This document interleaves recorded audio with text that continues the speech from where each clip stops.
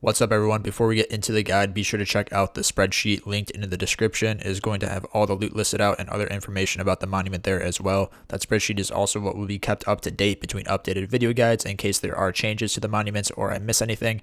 I want to make it a great reference and keep making it better. Just letting you guys know that it's there. Anyways, sub, like, comment, and check out the Twitch, Discord, and Patreon. Enjoy. And a special thank you to the patrons, Ashmeal and Rob. Thank you guys so much. What's up, everyone? Welcome to my Rust Monument guide for the Giant Excavator. This guide's going to be a little bit different than my other guides, but bear with me. I think this is the best way to show off this monument. But anyways, start with radiation. There's radiation at this monument. You're going to need 11% minimum protection to take no damage. So if you have 10 or lower, you're going to take radiation damage. If you have 11 or greater, you're going to have no damage. You're going to be good. And in addition to the radiation, there are scientists that patrol the Giant Excavator. There are 18 of them. They are the same as the oil rig scientist, same loot table, and same AI behavior as oil rig scientist. So I will show you how I kill them or other ways to kill them at the end of the video. But anyways, we'll continue with the walkthrough. So starting off next to these trucks, next to the box, there is a crate there. And up against this truck, there's a crate spawn. There's also a crate spawn on the truck bed. And there's also a crate spawn on each of these pallets. So with Giant Excavator, the crate spawns, they can be common crates, military crates, or primitive crates. And there are a few spots that cannot be military crates, so just common and primitive. I'll point those out as we see them. We actually just passed up 2 of them, so I'll go back and show you those. So this crate spawn right here cannot be a military crate. And this crate right here cannot be a military crate. The other 3 I showed, the one right there, and the one on each of these pallets, possibility of being common, military, or primitive. And for the rest of the video, if I say a crate spawn, it can be all 3, and I'll point out the ones that can't be military crates. There's only 3 more that can't be military crates, so I'll tell you them when we get to them. So anyways, let's head on board. And you're obviously going to want to kill the scientist before you do this, but I just have them so they ignore me for now. Makes it easier. So yeah, anyways, this is the engine room. This is actually where you turn it on. There's a couple crates inside of here. There's a crate in the upper area in this corner. Then down low, there's another crate in this corner right here next to the engine itself. And then in addition to some crates in here, there's also a recycler down this way right here. So the recycler is pretty nice to have at this monument. So in addition to these, right outside of here, there's a crate that can spawn underneath the stairs here. Then heading out this way, there's another crate that can spawn right here. And then heading down the stairs, next to the couch, you can actually sit on the couch, get comfort healed if you want to. And there's a crate on the pallets here, and there's a food crate right there as well. And with the food crates, they're all over the place. I'm not going to show every location, but they're all over the place. I didn't think they were that important to find every single location, but all the other crates, I'm showing everything, every single spot. So the routine I like to do is I'll first kill the scientist. I'll loot the scientist in this area. I'll loot the crates that I just showed you. I'll recycle the stuff, and then I'll start to turn the monument on if I bring diesel fuel. So this is how you turn it on. So you have the fuel tank here. Put the diesel fuel in here. So every diesel fuel that you put into here, the excavator is going to run for 2 minutes. So I'm putting 3 in. 3 times 2 is 6 minutes. And the 6-minute timer is going to start as soon as I hit engine startup. So start the excavator, hit engine startup. So right now it's going to run for 6 minutes. And as soon as you turn it on, it also sends a frequency of 4777 out to any pagers that are set to that. They'll get alerted that it is on, so keep that in mind. I'll now show you where the controls are at so you can decide what resource to get collected. So you just want to head up the stairs in this section of the monument. Just want to keep heading upstairs until you get to the top. It's a lot of different staircases you can go up. Doesn't really matter which one you go up, but as soon as you get to the conveyor belt is where you want to start to pay attention to where I'm going. So there's a staircase right next to the belt. You're going to want to go up it. And you want to head down the belt. So it doesn't matter which way you go. You can either go on the right side or the left side. I'm just going to stick to the left side. There's 2 different control rooms. Doesn't matter which one you use. They do the same thing. I'm going to go to the one on the left. Same thing on the right side, like I just said. But here's where you choose what resource you want collected. You have a choice between HQM, metal fragments, stone, or sulfur ore. So HQM is going to be ore. Metal fragments are the fragments themselves. It's not ore. Stone is just stone, and then sulfur is going to be ore. So HQM, it's going to be 20 per minute. Metal fragments is going to be 1,000 per minute.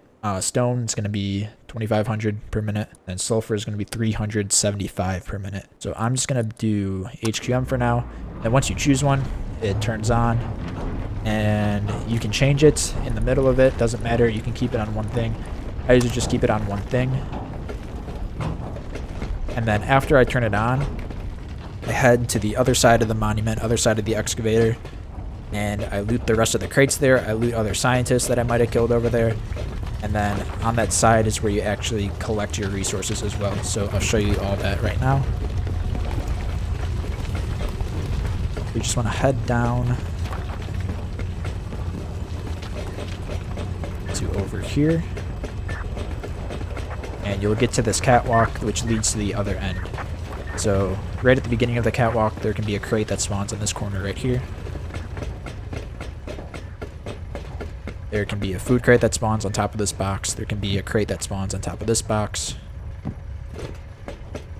Around the corner here.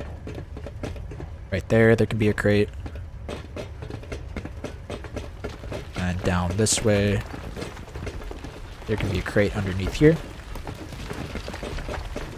Going down these stairs, there's a crate right there. And heading down this way, there's a crate that spawns right here. And tucked in this corner right here, there can be another crate right there. And heading to the ground level, there can be a crate next to the box right here. This cannot be a military crate, only primitive crate or a common crate can spawn here.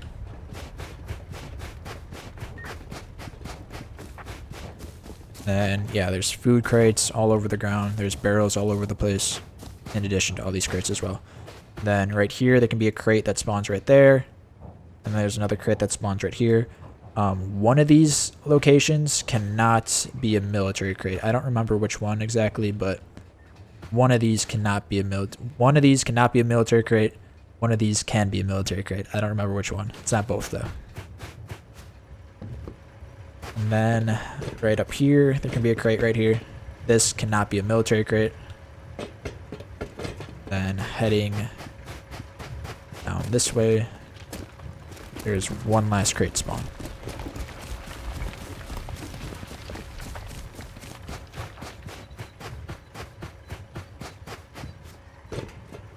That spawn is right here, and this can be a military crate. So now, where do you collect your resources? So right now, ever since I hit mine HQM, it's been mining HQM, and it's going to do that for a little less than 6 minutes because the 6-minute timer starts when you turn it on, not when this thing starts running. So keep that in mind. So where you collect your resources at there's 2 separate locations. You have to go to both locations. They're 2 separate piles. They're not like linked to each other. You don't have the option of choosing. If you want all your resources that you want collected, you have to go to the 2 piles. So the first pile is right here. Just open it up like a loot container. Then here is where you'll find the resources that get collected. So you just take them out. It's not done yet. There's still going to be more that shows up, but for now I'm just going to get what was in there. And then you're going to want to run the completely opposite side of this. That is where you will collect the other resources. So again, it's 2 separate piles. You have to go to both of these if you want all your stuff.